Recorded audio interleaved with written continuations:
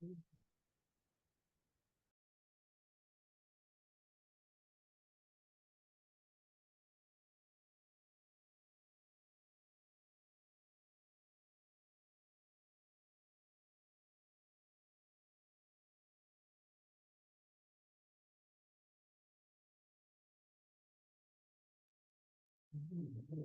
we're going to give folks a few minutes to jump onto the webinar. We'll get started at exactly 6 o'clock. So if you're here already, thank you. Just hang tight.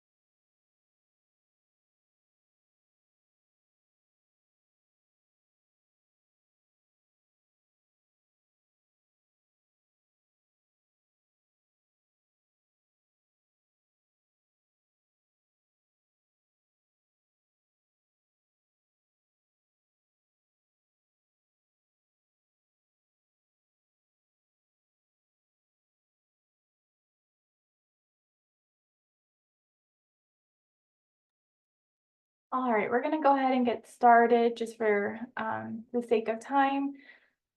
Welcome everyone, good evening. Today's webinar is Water Matters, exploring the 2024 Consumer Confidence Report and water quality in the Santa Clarita Valley. We're thrilled to have you join us today as we dive into the latest CCR, and we're going to dive into some water quality, the water quality in our community, and then we're going to actually answer some questions. That being said, my name is Laura Gallegos, and I am one of the senior public affairs specialists on the communications team, and I will be handling the back end of today's session. So if you have any questions, you can send them either directly to me, or you can type them into the Q&A chat option on the bottom. We will be answering all questions at the end. And then some other housekeeping. This webinar is being recorded, and the webinar will be made available to all participants afterwards. So please feel free to enter all your questions in at any point. Your question might get answered as Ryan continues to progress through the presentation.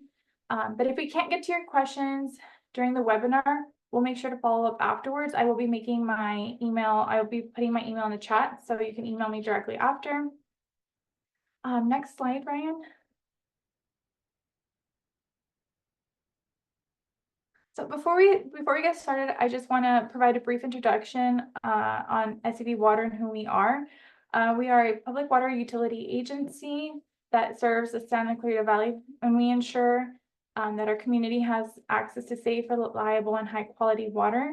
We service nearly 300,000 people in the community, and we cover nearly 200 square miles in the Santa Clarita area. Next slide, Ryan. So I'm going to go ahead and introduce Brian. Today we have our distinguished speaker for today is Ryan Bai. He is our water system supervisor. We're fortunate to have him because Ryan oversees our water quality and distribution, all while managing a team of 13 folks. Ryan has been with SCV Water for nearly 20 years, and that was with either through our legacy agencies, New Hall and Santa Clarita Water. So that being said, I'm going to go ahead and hand it over to Ryan so he can kick off our webinar. And please enter any questions you have into the chat. Awesome. Thank you, Laura. And thank you for everybody that joined tonight. And maybe some people who might be watching this as a recorded session. Tonight, we're going to be talking about the Consumer Confidence Report, kind of going over what goes into the Consumer Confidence Report, and maybe some pointers on how to interpret the data. But before we talk about the Consumer Confidence Report, we have to talk about what makes up the Consumer Confidence Report. And it really begins with water quality monitoring. We do a lot of water quality monitoring. And to understand that, there's a few acronyms. This is mostly just here for your reference. Sometimes it feels like that we're We have acronym soup, hence the picture there. But yeah, there's a lot of acronyms that are used, and I'll do my best try not and use industry terms and acronyms to describe things. But if I slip up, please forgive me. So distribution system monitoring makes up a big portion of what we do to ensure that our water is safe. We have uh, we have sample locations within our distribution system. And by distribution system, I mean everywhere we deliver water, in residential neighborhoods, in commercial neighborhoods, everywhere we deliver water is called our distribution system.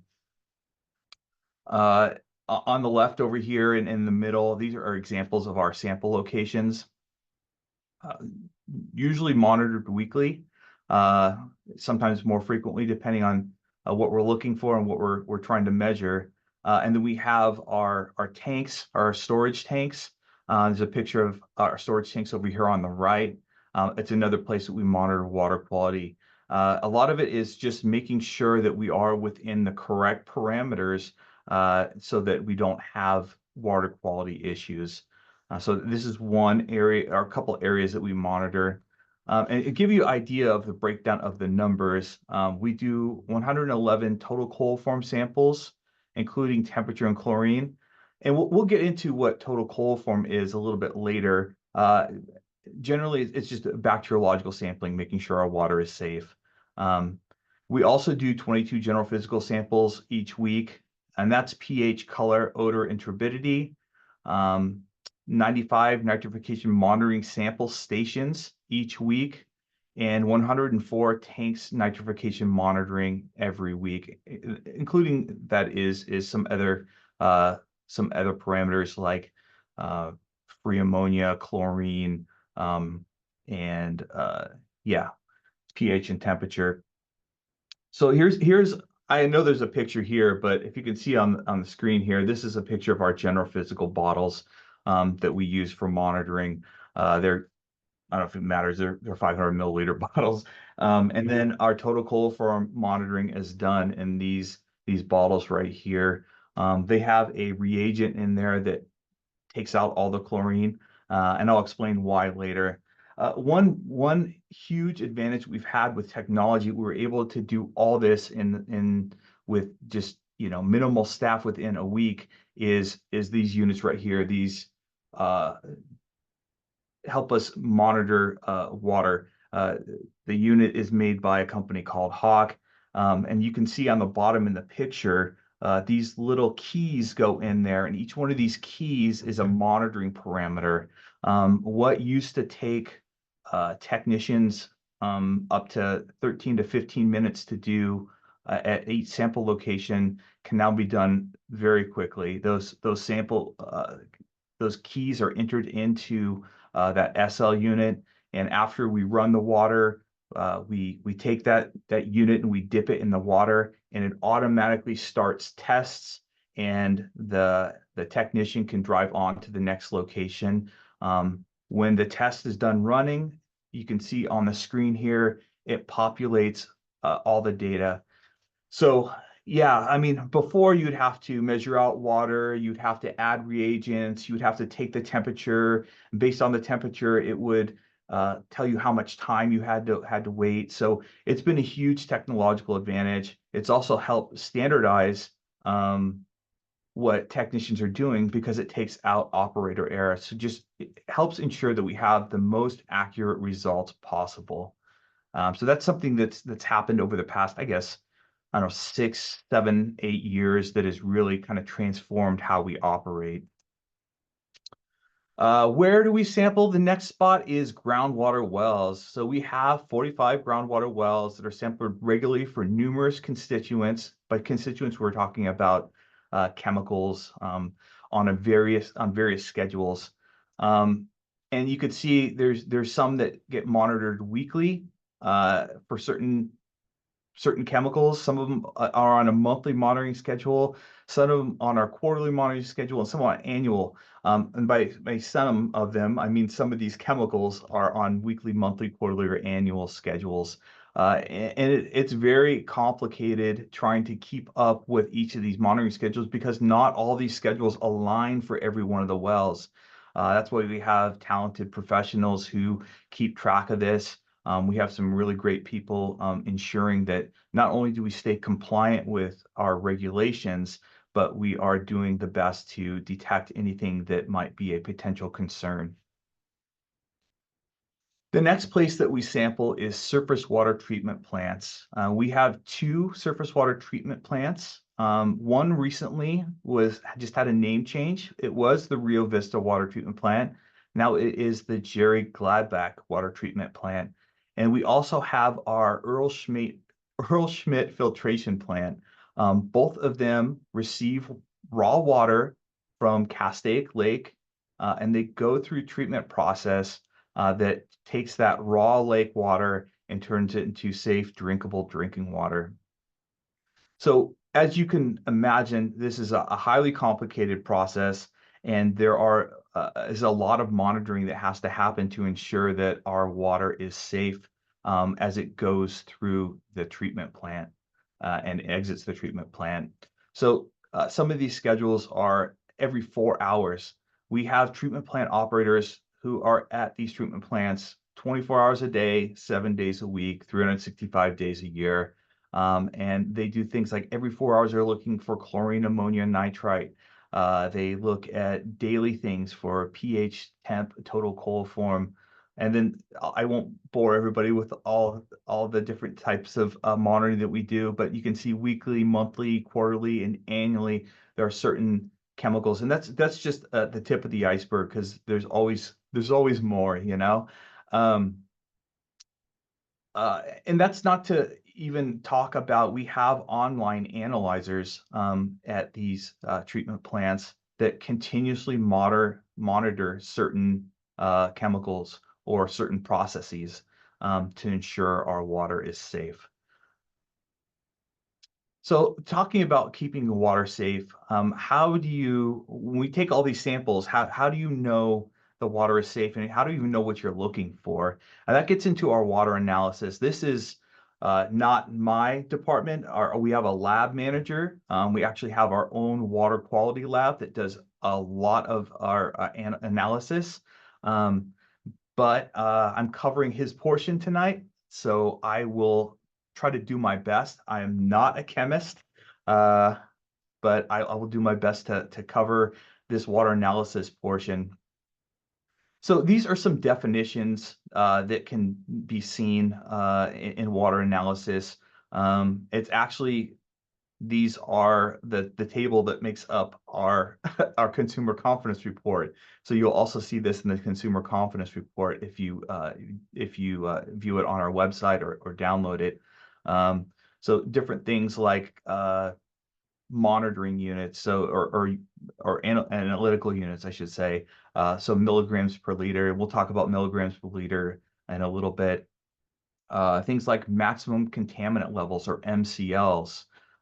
Those are health-based limits that we have regulations on making sure you don't go above that because it's unhealthy for people to ingest and then things like NTUs, nephelometric turbidity units. Yeah, these are just some analytical definitions. I don't want to go too much in depth on this thing, but they are there for your reference. And yeah, we'll talk about a few of them and how they come into play with what we do with analytical chemistry. So analytical chemistry is the science of identifying substances and how much are present in a sample. And there's two things that we look up with analytical chemistry, qualitative and quantitative. Qualitative means what is it, and quantitative is how much is there. Uh, our lab manager usually makes a joke at this portion here that he says, you know, if you were walking down the street and you had a bag of white powder that fell out of your pocket as you were passing a police officer, asking what is it becomes very important quickly. You know, it could be baking powder, it could be other things, but what is it is very important to ask. And the other thing is how much is in there. So if you had a gold bar and someone gift you a gold bar, you would want to make sure that is a pure gold bar and it's not lead with gold painting on the outside. So how much is there is the quantitative portion. So we'll talk a little bit about each of these and what we look for is qualitative and quantitative. So an example of quantitative is we could look at this in terms of donuts. Donuts, if you had one donut out of a dozen, you could look at that as 1 part per dozen. So that's the parts per concept, and that's how, as you'll see in analytical chemistry, it's going to be parts per something, usually weight per volume. And the same thing could be said of a penny. So a penny is 1 part per 100. It's 1 part per dollar. 1 part per 100, 1 part per dollar for this penny here. So that's a percentage. There's quite a few things that we measure within analytical chemistry. It's in part per million, or ppm. So for example, a part per million would be 1 minute in 2,000 years, or 1 penny in $10,000, or 1 inch in 16 miles. And then we even go smaller in our abilities, in parts per billion. So a part per billion would be 1 second in 32 years, as compared to 1 part per million be 1 minute in 2,000 years. A part per billion would be 1 penny in $10 million. And in terms of distance, it's 1 inch in 16,000 miles. When we're talking about some of these chemicals, like for example, these PFAS chemicals, which we'll go into more depth later, we're talking about measuring down to 1 part per trillion. And how we express that is nanograms per liter. So an example of 1 part per trillion would be 4 grains of sugar in an Olympic-sized swimming pool. Not your backyard swimming pool, or even most community swimming pools aren't even as big as Olympic-sized swimming pool. That is, we're talking about very, very small amounts that we now have the technology to look at within water. Chemists use mass per volume to measure concentration. I kind of alluded to that a little bit before. And a lot of that is mass is going to be weight, right? And volume is going to be the volume of water that we're looking at. So gram per liter, and then we look at milligram per liter, which is even smaller, a microgram per liter, nanogram per liter, and picogram per liter. So milligram per liter is what we talked about before. That's parts per million. Microgram per liter is parts per billion. Nanogram per liter is parts per trillion. And believe it or not, we are starting to get some cutting edge chemistry where we're looking at picograms per liter, which is parts per quadrillion. So a lot of people ask, what is the most important water quality test that we do? And if we were in a classroom setting and we were yelling out answers, I would encourage that. But since we have to keep to this short format, I'm going to go ahead and answer it for us. And that is a total coliform test. So total coliform family, not all total coliform are harmful, but we use them as an indicator for things that could be harmful. There's a reason for that, and that's because we can have repeatable results, and they're accurate results, and they're quick results. We don't want to wait 14 days to find out our water is harmful. We want to know as quickly as possible. So that's why these total coliform family of bacteria are used. You can see these concentric circles that are on this slide right here. The bigger family member, total coliform, that's represented. Then you go down and you start specializing within total coliform, fecal coliform, and within fecal coliform is E. coli. And I think everyone has pretty much heard of E. coli. Every once in a while you hear about a fast food chain or or some sort of E. coli poisoning at a certain point. But E. coli exists in the bodies of warm-blooded animals, in the intestines, I should say, of warm-blooded animals. They're a type of fecal coliform, and they are pathogens. They replicate in our bodies or in the bodies of warm-blooded animals, and they can cause serious illness and even death in some cases to certain people. So when we're trying to analyze for total coliform, what samplers do is that, going back to this bottle, they'll make sure their hands are clean. They'll make sure that they run the water at the sample locations to get a representative sample of the water that is in our water pipes, our mains. And then they will fill it up to this line. I don't know if you can see a line right here. That's 100 milliliter of water, and they will make sure they put this on ice or refrigerated, and they bring it back to our lab. Our chemists then take this after recording all the information, everything that's on there, and they will add a reagent to this that helps bacteria grow. As I mentioned previously, there is a dechlorinating agent within these bottles, so the water will have no chlorine. It has no safeguard to fight off this bacteria. And once that reagent is added to these total coliform bottles, it then goes into this incubator. And this incubator is set at 95 degrees. And it's a very specific temperature, and very specific reason is because it is trying to replicate what might be happening in the bodies of warm-blooded animals. We're trying to grow bacteria and see if there is a problem with our water. If there is not a problem, then this is the sample on the left here. It is pretty much clear or somewhat opaque.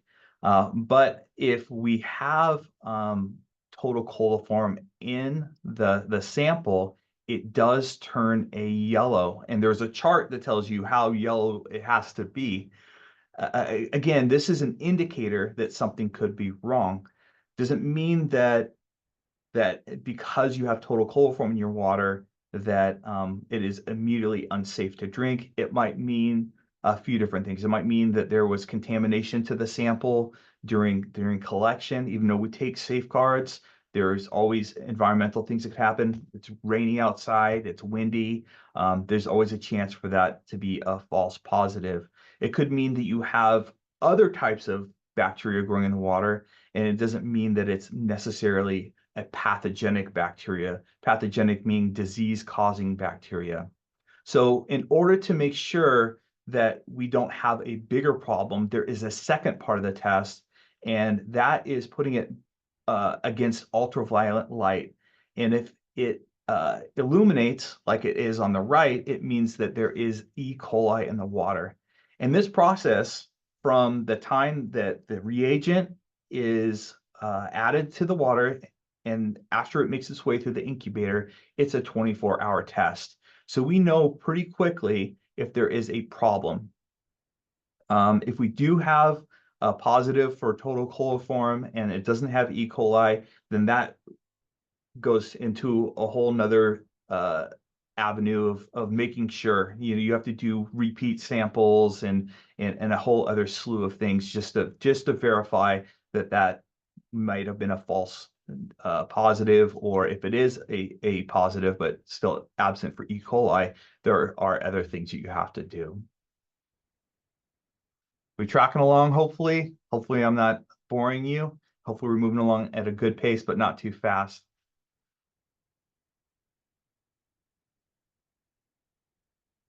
Okay. So microbiological contamination, we look at them generally in two different areas, bacterial and viral.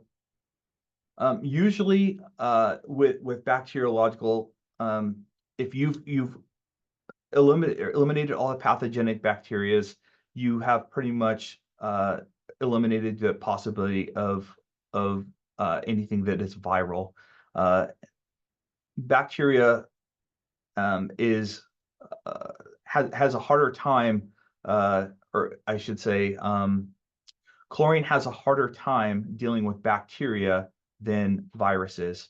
So when COVID came out and people were concerned about COVID in our drinking water, we as drinking water professionals knew, and it was confirmed later with a study, that it didn't have a chance with a good chlorine residual. Having our chlorine in our water, I should say disinfectant in our water, it helps provide the safeguard that we need to deal with bacteria and viruses.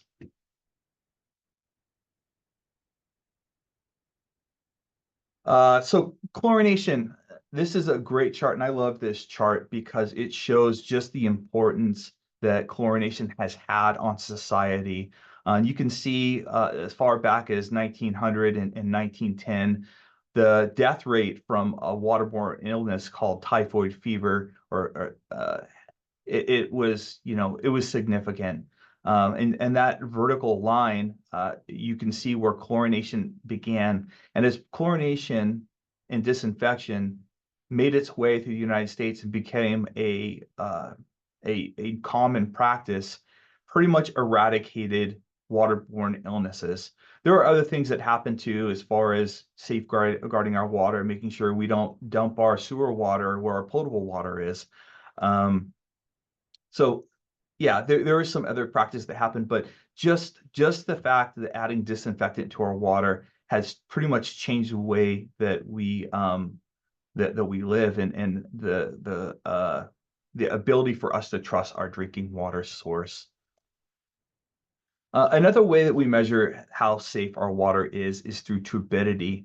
And during our treatment process at our surface water treatment plants, there are two things that happen. It's like a belt and suspenders way of making sure that our water is safe.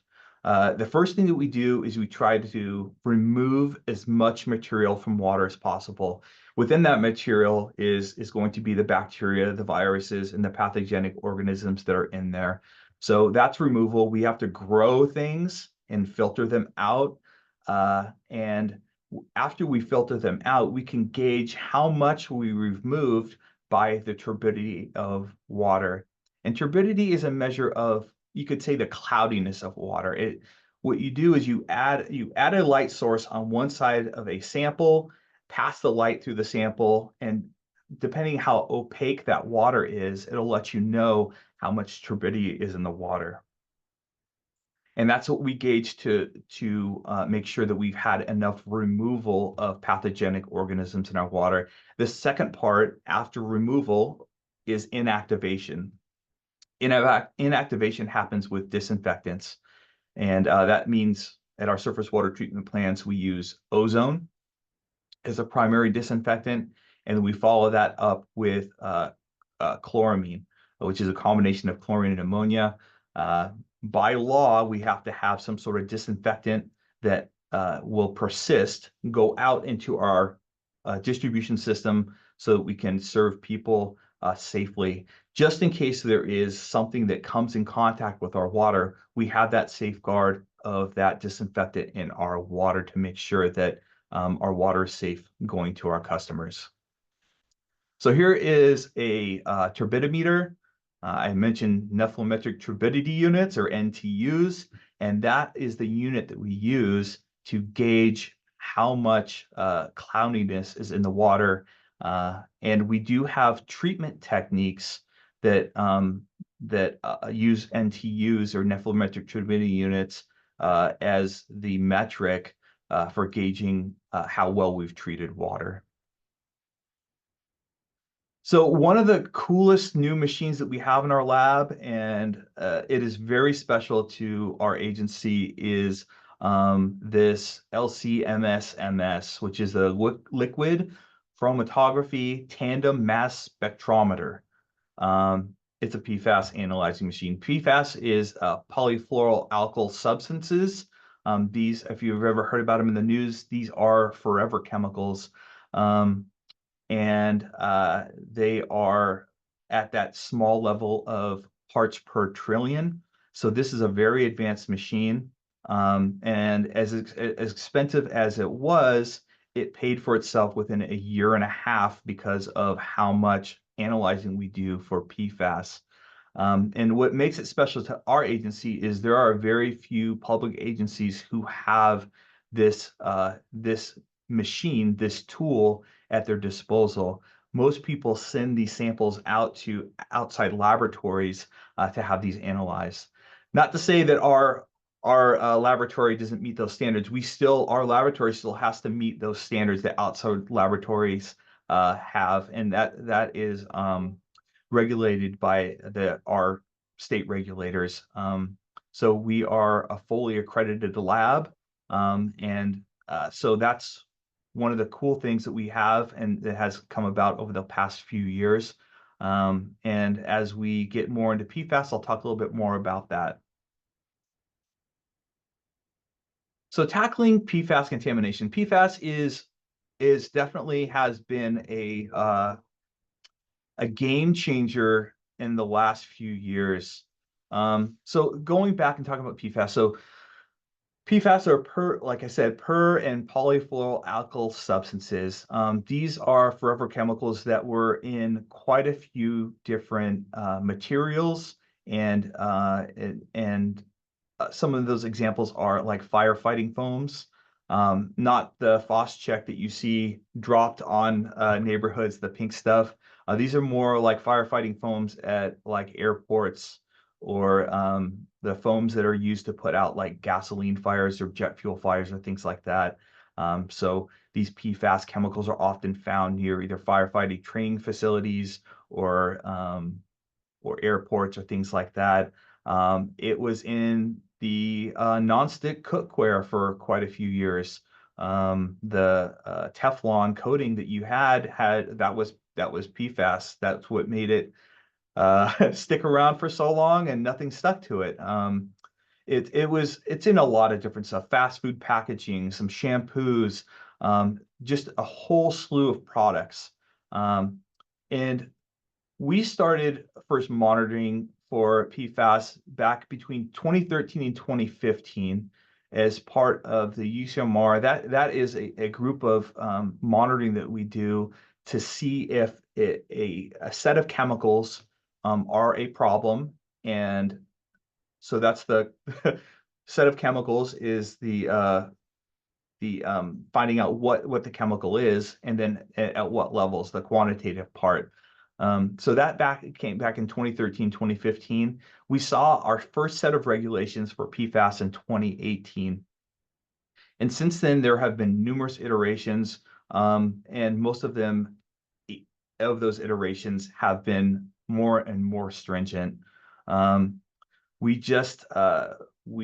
EPA just released some regulations for PFAS, and they are being implemented over the next few years. One cool thing about Santa Clarita Water is that we took a very proactive approach.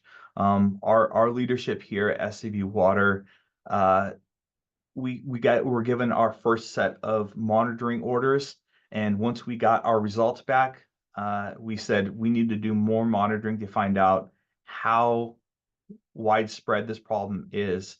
And so we started increasing monitoring, and have done so since 2019. Another just fun fact is we had a treatment plant go online for PFAS. It was the first ion exchange treatment plant in the state of California for drinking water supply. That was in 2020. Since then, we now have 3 PFAS treatment facilities online, and we have numerous more treatment plants in planning, design, or construction. As you can imagine, these are complicated projects, so that does take quite a bit of planning and engineering behind it. And then construction isn't just a snap of fingers. You have to make sure that everything is engineered properly and it meets very strict standards. So it does take a while for these to come into play, but we have a great engineering team that is helping design and project manage those facilities. So here's an example of 2 of our facilities. The top one is our N Wells treatment facility. That's the one I just mentioned about being the first ion exchange treatment facility in California for drinking water. The second one that we had come online is our Valley Center treatment facility, and that's the one in the bottom right. That one actually won an award in 2023. Is a very prestigious Claire A. Hill Award for the design and implementation of that treatment facility. So now we're going to move on to regulatory compliance and reporting. And this is the segue to the topic at hand, the Consumer Confidence Report. And hopefully when we get to the Consumer Confidence Report, you'll see why there was such a big buildup and so much, I guess, groundwork that needed to be talked about before we talk about the Consumer Confidence Report. We do lots of reports. We have very strict regulatory oversight. The Division of Drinking Water is in California, our regulatory agency. They also ensure that EPA standards are adhered to. So we have California standards, which are usually more strict than federal standards, and then federal standards we have to abide by. We do monthly reports for things like bacteriological, general physical, nitrification, things we talked about.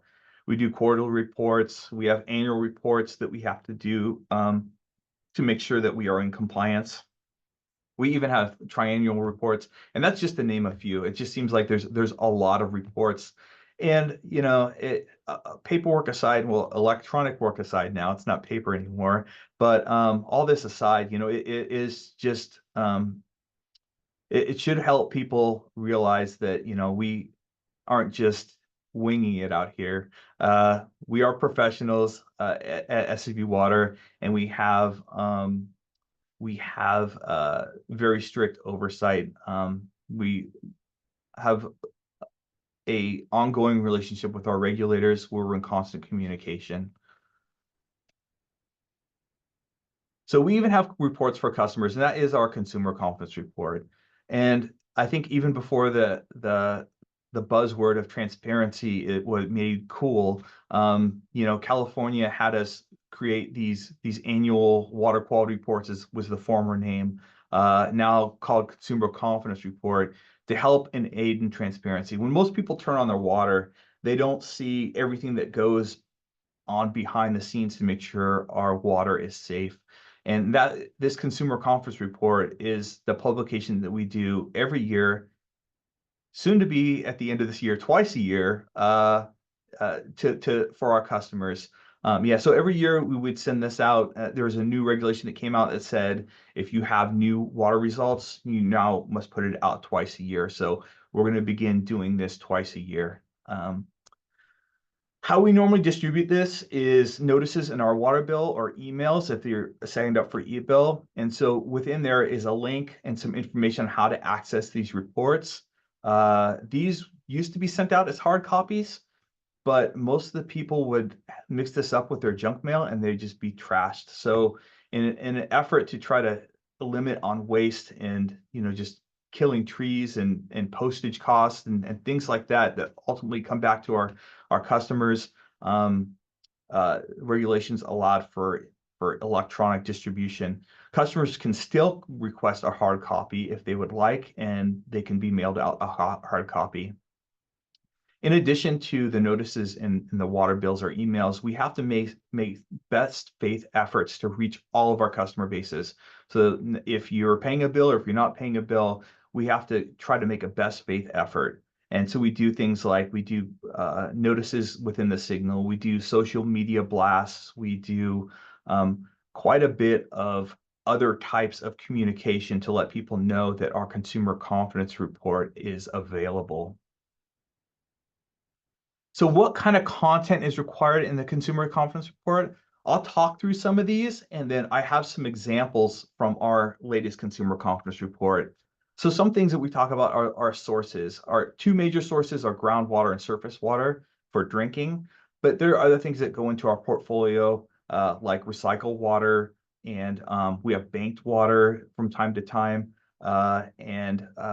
So our water sources going in there.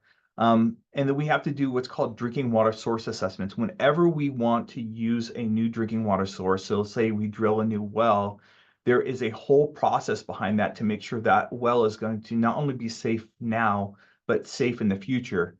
And that is notification goes into our consumer confidence report. We also have information on our board meetings, how people can attend board meetings if they'd like.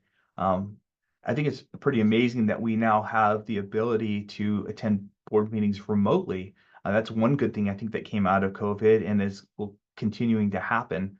So people with busy lives can't always attend in person. They can attend online. There's also contact information. My name's in there and my phone number's in there. So if you have questions, we want to answer these questions. We want people to be informed about their water. We want people to feel safe about their water.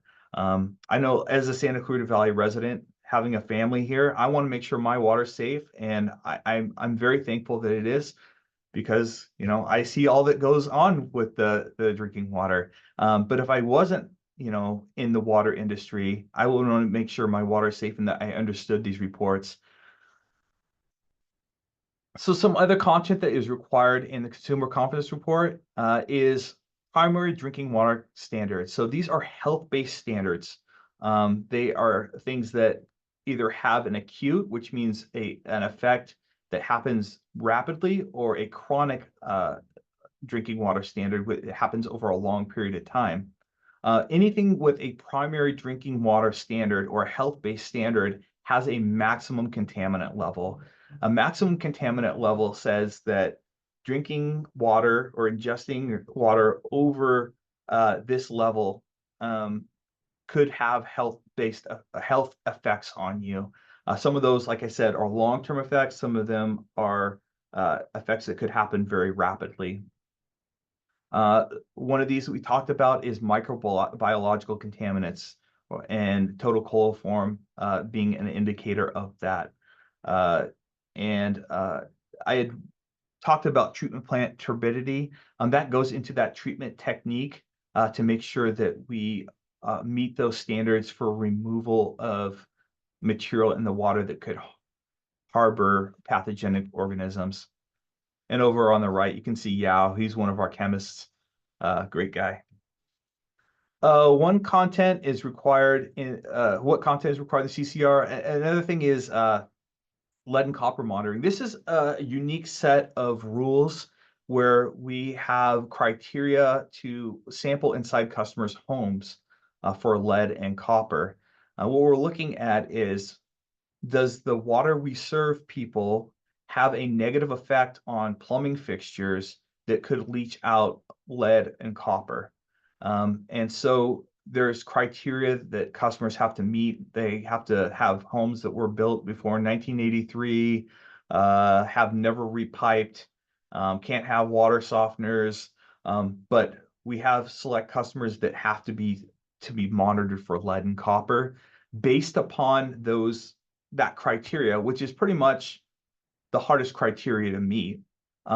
It determines our compliance. So that's lead and copper monitoring. There's other things that have secondary MCLs. So secondary MCLs, or secondary maximum contaminant levels, are not health-based. These are aesthetic bases for drinking water. Some of those are like sodium and hardness have secondary maximum contaminant levels. Other things like iron discolors water when it's oxidized.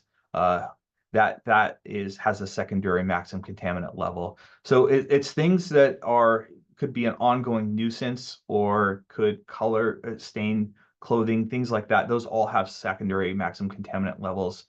And then we have our unregulated contaminants. I kind of briefly touched on this before, but every I think it's 3 to 5 years, we have to monitor a set of 30 chemicals that have no regulation on them. And what the EPA is trying to do is come up with a list of chemicals that are widespread, that could possibly have some sort of health-based effect. And based upon the monitoring that we do, they may or may not proceed with establishing drinking water laws associated with those chemicals. And then there's just a lot of boilerplate language. So by boilerplate, I mean language that must be included in there. And some of it isn't always written in plain English, as I try to say English and it came out wrong. But not all of it's always in plain English. So, if I had to say one thing that frustrated me about the Consumer Confidence Report is some of that language that must be included, because I feel like that some of it could be communicated in a different way that might be a little bit more customer friendly. So here is a snapshot of one of the pages inside our consumer confidence report. As I mentioned, right over here, we have our groundwater, imported, recycled water, and stored sources that makes up our water portfolio. Within groundwater, imported water, you can see how much was used over the previous year.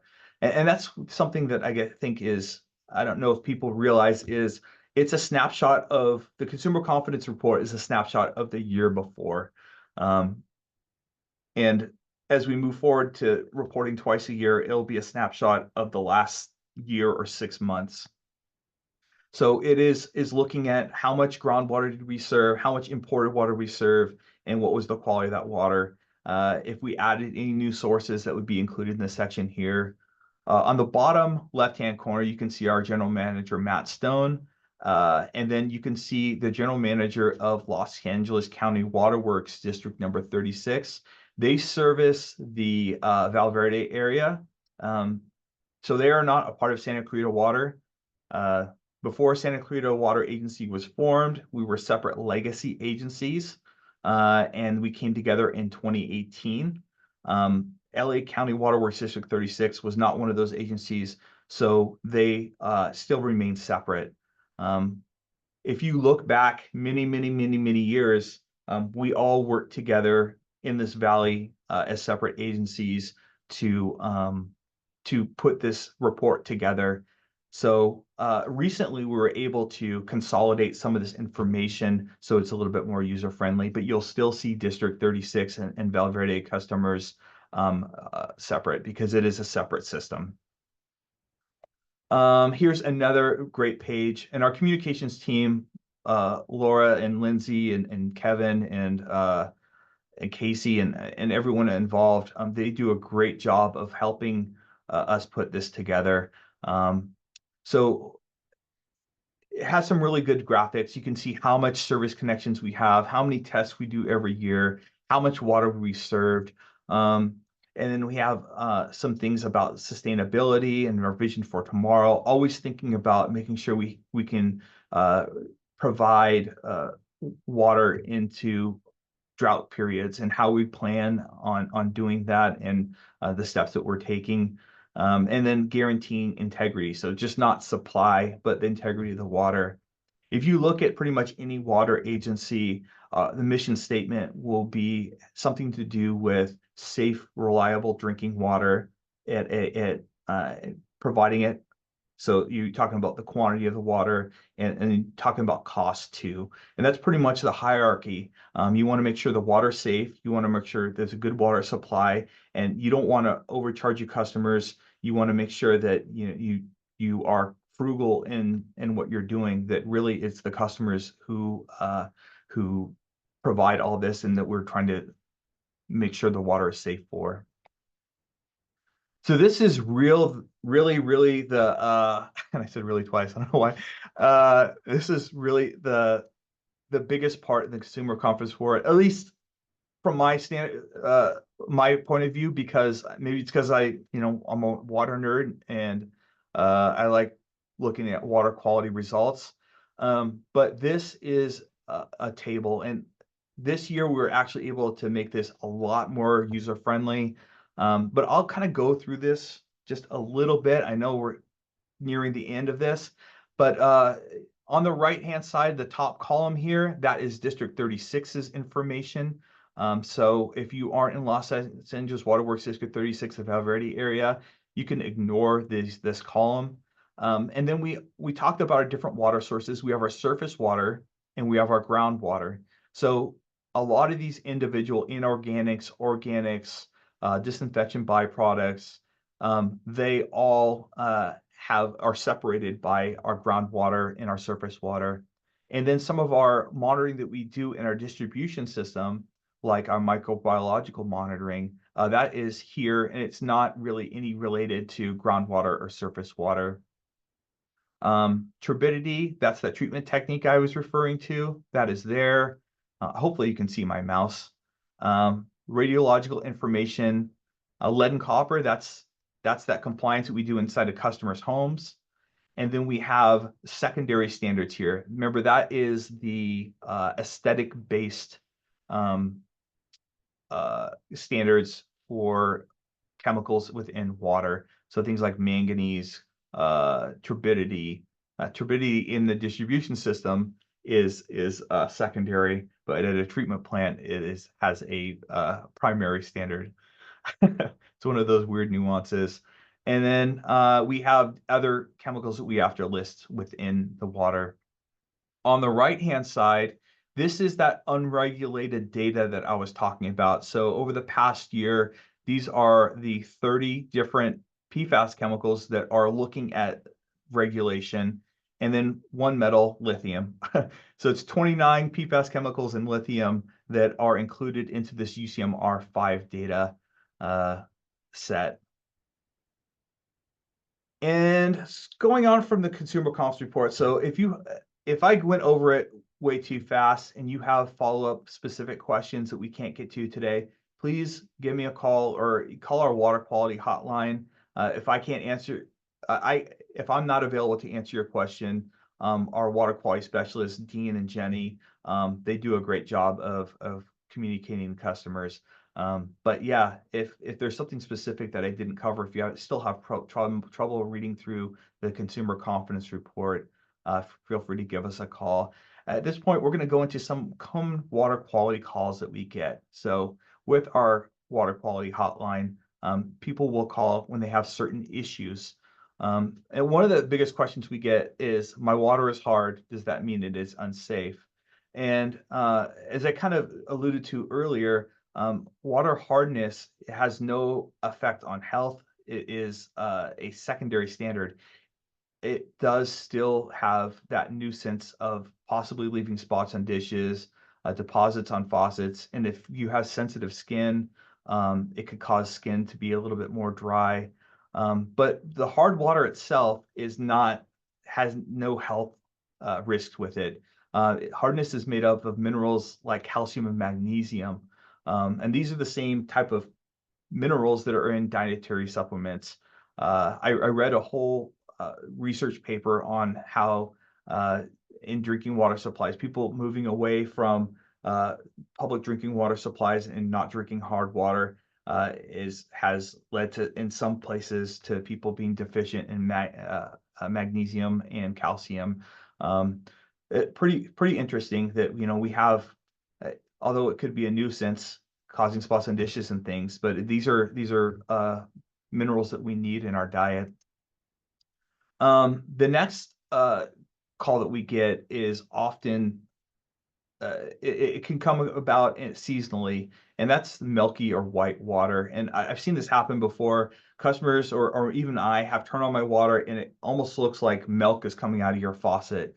What that is entrained air. So sometimes when waters of different temperatures will mix, tiny molecules of air will get stuck in the water and cause it to be some sort of cloudiness. So this isn't the type of cloudiness in turbidity. This is the type of cloudiness that clears up on its own. And it's just all it is tiny air bubbles in water. And you can tell it's turbidity, or not turbidity, and it's only entrained air, is if you were to fill up a glass and set it on your counter or put it in your refrigerator. If it starts clearing up, usually from the bottom to the top, that's how you know that it's entrained air. But it can be alarming. I totally understand people calling. The next one is rotten egg odor in my water. So a common call would be, hey, I turned on my sink in my bathroom and the water smells like sewer. This is usually almost all times caused by drains, sewer gases coming out from the drains.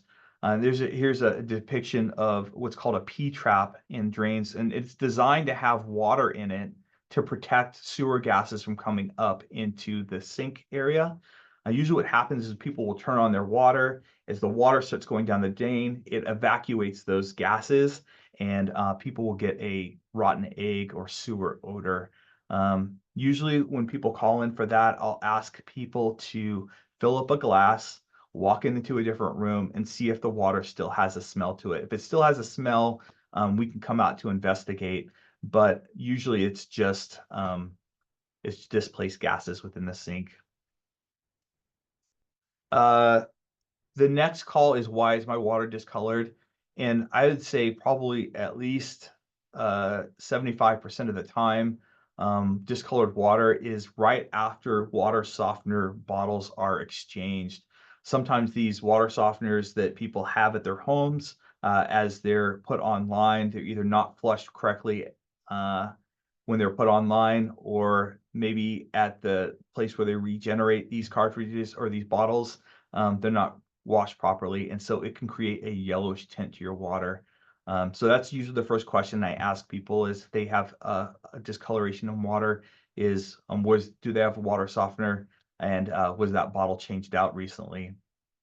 But there are other things that could happen. If there was a hydrant that was hit in an area and there's a sudden geyser of water, this causes a lot of friction within pipe, and it can cause momentary discoloration within water. And then also reddish color water. This could be from if a customers have galvanized pipe that is older. Sometimes that tuberculation, or that corrosion inside that galvanized pipe, will come loose and will tend to be reddish water. In all cases, we usually have people try to flush out their sinks for quite a period of time and see if it clears up. If it doesn't clear up, we always come out to investigate. The next one is chlorine or chemical smell. So no more we use a disinfectant called chloramine. It does not have as much of an odor as regular free chlorine. Chloramine is made up of chlorine and ammonia. Free chlorine is just chlorine and water. It's sodium hypochlorite usually, or chlorine gas that we have to add to water as a disinfectant. Normally our chloramine does not have as much of a smell as free chlorine, but there are times where we do have to switch a certain area to free chlorine, and that's when customers become alarmed. But we do so much frequent watering that we always make sure that it is within the correct parameters, even if it does smell strong from time. If you still have questions, if you still feel unsafe, give us a call. We can come out and check the chlorine residual in the area. Residual means how much chlorine is in the water. And I think that is pretty much it. I left 4 minutes. Hopefully that's enough for questions. But thank you for listening, and hopefully you know a little bit more about water quality or consumer confidence report, and feel more safe about our drinking water supply. All right, Ryan, so we do have some questions. I'm gonna go ahead and share some information in the text. So feel free to look at the consumer confidence report after this presentation. But here's the question for you, Ryan. Do the high temperatures we've experienced recently affect the temperatures within those large tanks, and could that in any way affect water quality? Yeah, that's a great question, and that is something that we do monitor for, is temperature within tanks, and you do see temperature rising within tanks. It just creates additional challenges for us. We do so much frequent water monitoring that we see if there's any precursors to any problems, and we have to take action on that. We have plans that are set in place that says, hey, if this precursor is detected, then you must do this, this, and this. So it might mean that we cycle the tank more often. It might mean that we have to add a little bit more disinfectant to the tank to make sure that the water is safe. But the summer is definitely a challenging time for us to making sure that our water is safe. Something else that happens in warmer water is the chlorine dissipates. So it comes out of solution in the water and is no longer in the water anymore. So you don't have as much chlorine as when it came into the tank. So it is challenging, but we do have quite a few people here on top of it, and making sure that the water is safe on a weekly basis, daily basis. All right, next question. Has E. coli ever been discovered in our water sample? And if so, how did the water agency respond? In as far as I know, at least in the past 30 years, I don't think we've ever had E. coli. But we do have plans in place if E. coli is ever detected of what needs to happen. Um, there's usually some sort of confirmation, and there may be a boil water order. That's the one that keeps me up at night. That's the one where I hope never happens in my career here, and that's why we take every precaution necessary to make sure we have a good chlorine residual in our water to help battle things like E. coli. But to my knowledge, we've never had any E. coli samples in our drinking water. Okay, one question that came in was, how will the water agency change its process and or policies if the EPA is eliminated by Project 2025, if it comes to fruition? Let me see if I can see it, because if EPA does what? If the EPA is eliminated by Project 2025? Well, if the EPA is eliminated, we have what's called primacy laws that are already in place. We already have strict oversight within our state by the Division of Drinking Water. So anything the EPA regulates, DDW, the Division of Drinking Water, also regulates, and even more chemicals. A chemical like perchlorate is regulated in the state of California, but is not regulated on a federal level. So from our standpoint, and regulation standpoint, I don't think it'll affect the quality of our water. What might is if there are any funding opportunities for some smaller water agencies or even larger water agencies who are facing some issues. There are some federal funding that does help water systems. So from a water quality standpoint, I don't think it would help or hurt anything, but there could be other implications for water systems in general. All right, so just in the interest of time, that was our last question. Thank you, Ryan, so much. If you ever have any more questions, feel free to reach out to Ryan directly. His information is in the consumer confidence report. And if you ever need any tests done, also contact us staff. They're more than happy to come out and make sure that what you think is going on in your home is nothing related to the water coming from SCV Water. But thank you so much, Ryan. Thank you to everybody for tuning in, and have a great night. Thank you.